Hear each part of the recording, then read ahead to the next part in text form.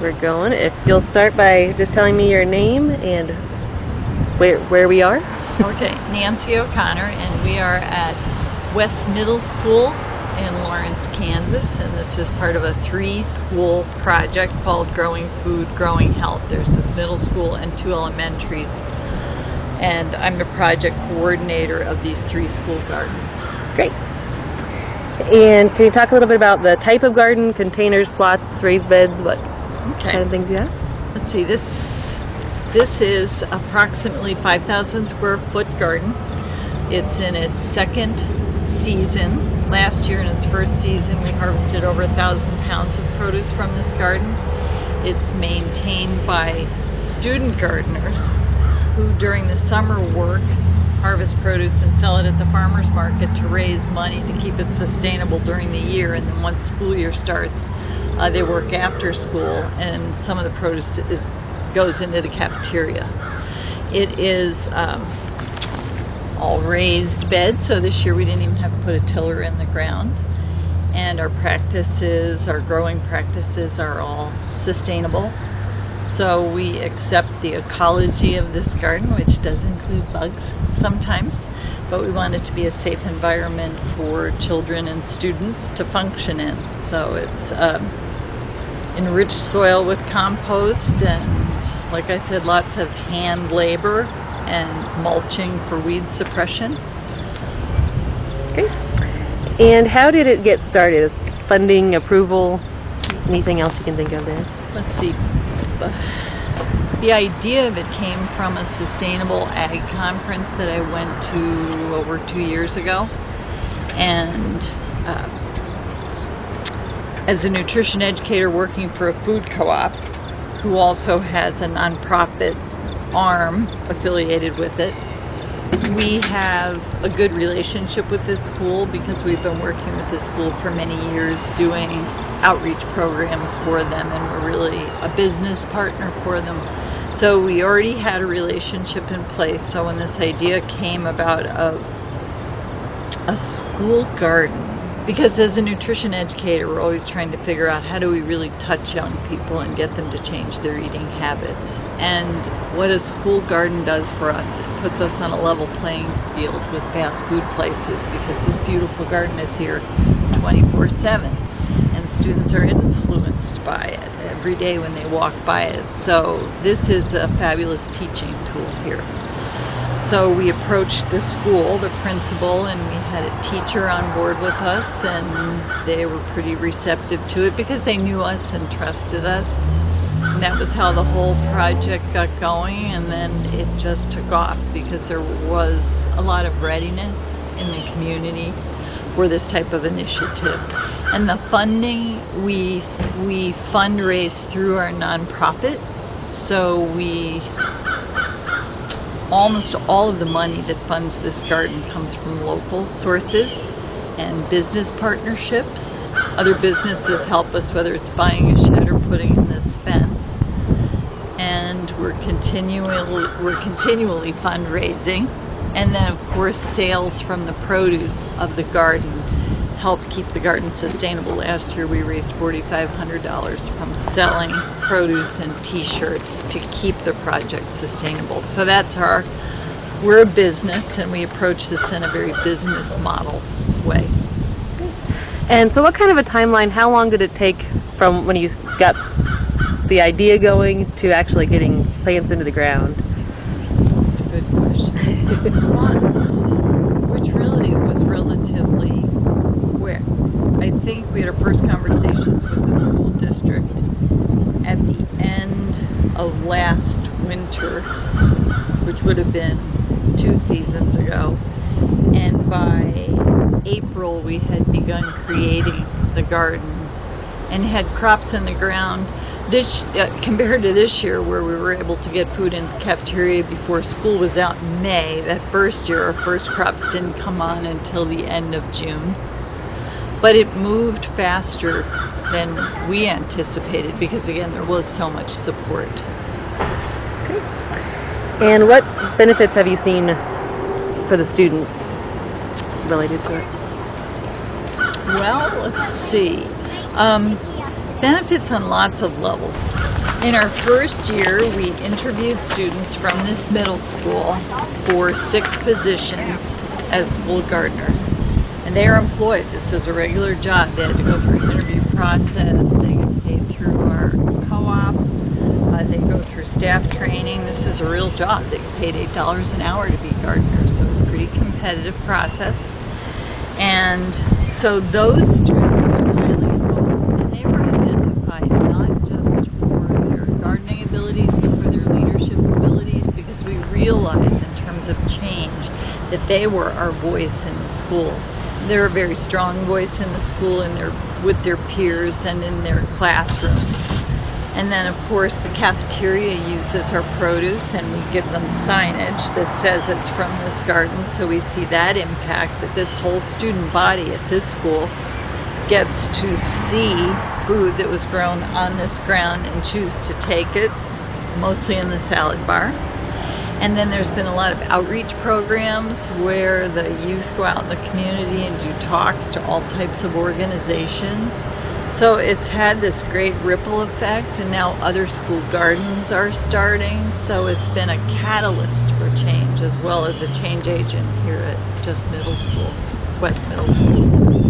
What kind of challenges have you faced, and how have you overcome those? Let's see.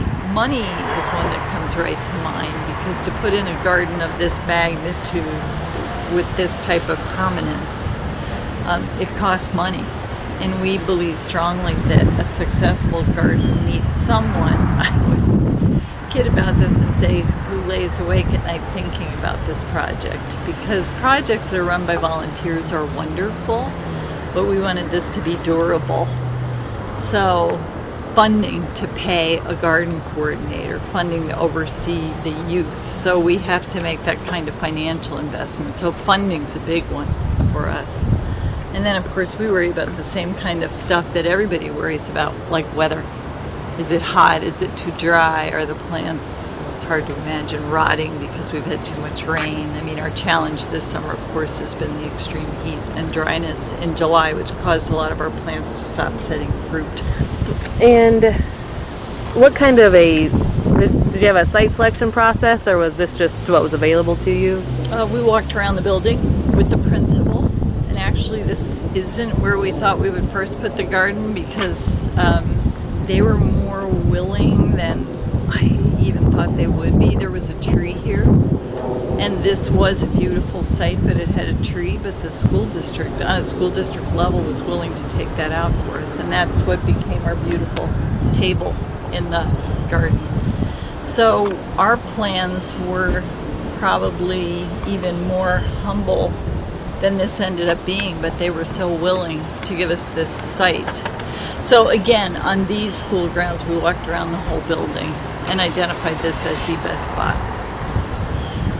And where do you get your seeds for the plants? A lot of places. Some of them are saved, seed saved. Some are donated to us, although we discussed this a lot. Donated seeds are great, but varieties are even more important than saving money sometimes. So sometimes we source specific seeds from specific companies, like Johnny Seeds, who sells a lot of organic seeds. There's a new seed company in Lawrence that is bringing in a lot of Italian heirloom seeds, and they're local to us. So we just purchased our fall seeds from them. So we're conscious even in where we get our seeds and plants. And then plants, we have a number of growers who grow for us.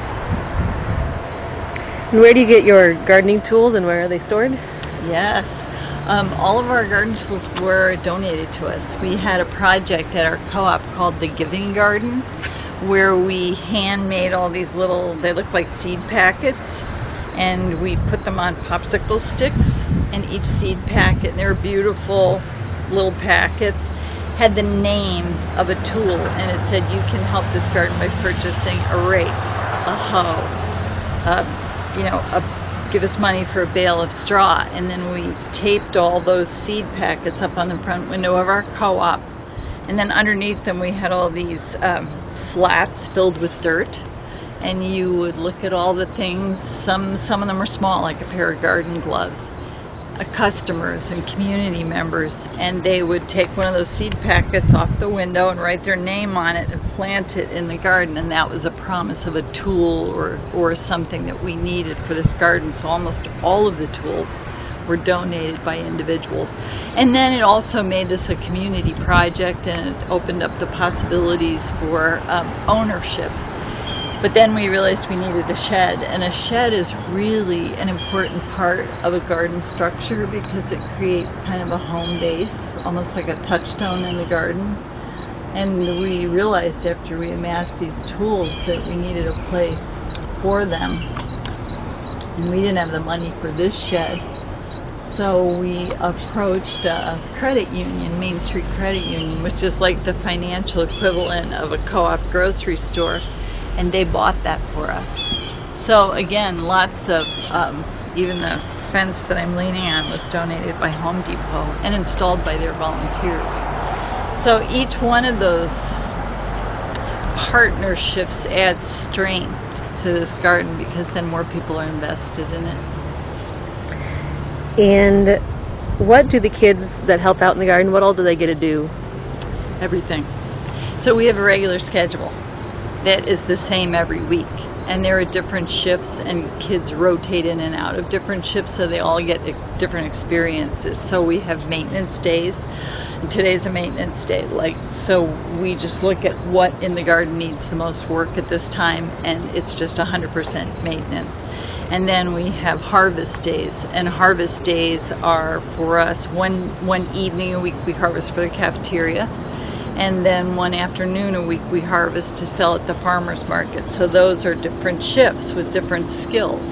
And then one student gets to work with one adult once a week at the farmers market selling the produce. So that's yet another set of skills because it's marketing and public interaction and math and business and presentation. So these students all rotate through all of those jobs, so they do everything.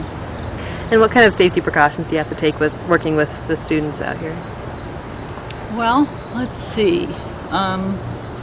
What you would normally with, these are middle school students, and now some of them are high school students. So they're 14 and 15-year-olds. They're always supervised. There's always at least one adult, usually two adults here, with a cell phone and a vehicle.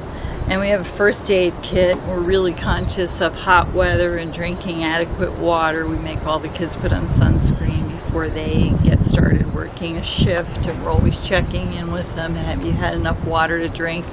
We always take, if we're doing a 4-hour shift, we take multiple breaks. And then we always, at the end of every shift, we end with a kind of a ritual where we have a circle and we go around and everybody talks about liked best next time, so that we can just make sure everybody's doing okay and feeling okay about what they did, and an opportunity to say if they'd like to do something else.